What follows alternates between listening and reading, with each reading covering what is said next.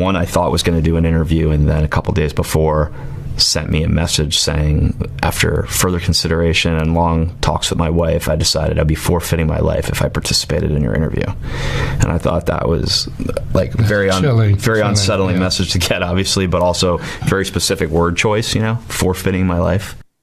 And apparently the U.S. government not only knows about these 4 different types of aliens, but actually are trying to breed them with humans. Should we start with an alien hybrid breeding program where they're capturing caravans of immigrants and forcing them into this? Or should we start with the fact that a congressman who is well respected thinks that if this is fully disclosed, it's going to set the country on fire? Well, first of all, I've had the privilege of speaking to Representative Tim Burchett and his colleagues, and what he's saying regarding access to very sensitive information, he's absolutely correct. Some of the people that briefed those individuals, I personally know.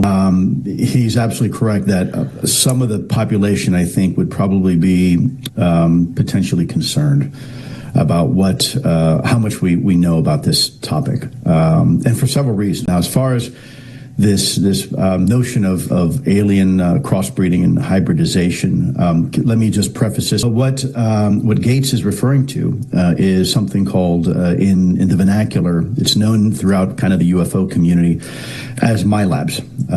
And what it suggests is that there's been a long-standing agreement or understanding between us and our friends from out of town that have allowed us to work with whatever these are, in a cooperative agreement, and in exchange for that, supposedly they would have access to certain human specimens biologically in order to test.